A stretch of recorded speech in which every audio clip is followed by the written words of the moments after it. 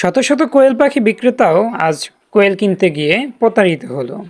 Hello everyone, আসসালামু আলাইকুম। আমি আসাদ মানিকগঞ্জ থেকে। আজকে আমাদের খামারের উদ্দেশ্যে কিছু কোয়েল পাখি নিয়ে আসা হয়েছে এক ভাইয়ের কাছ থেকে পরিচিত। সো আমি গিয়ে নিয়ে আসি নাই, আমি অর্ডার করছিলাম। আমার স্থানীয় বাস স্ট্যান্ড পর্যন্ত সেই পাঠাই দিছে। আর আনবক্সিং করতে গিয়ে দেখলাম বয়স 20 থেকে 22 দিন আমাকে বলে দিলেও পাখিগুলো 14 থেকে 15 দিন সর্বোচ্চ পাখির বয়স হয়েছে, মানে পাখির গ্রোথ দেখে বোঝা যায়।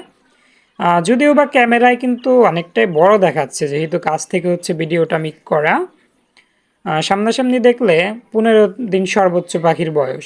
কিছু কিছু পাখি আছে যেগুলো 18-20 দিন হবে, আর কিছু 14-15 দিনের পাখি।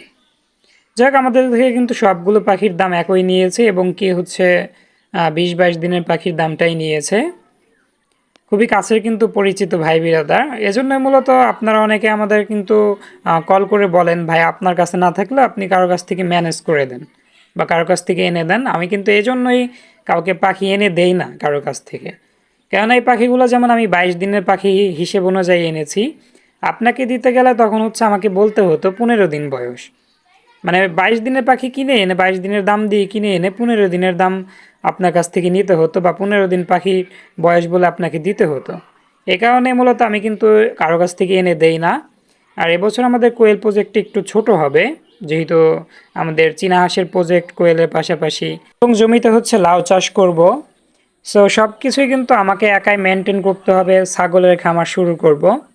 এজন্য মূলত কোয়েলের প্রজেক্টটা এবছর একটু ছোট, মানে একাই যেহেতু সব কিছু সামলাতে হবে, একা এত কিছু আসলে মেনটেন করা সম্ভব না। বাবা যেহেতু দেশের বাইরে আছে।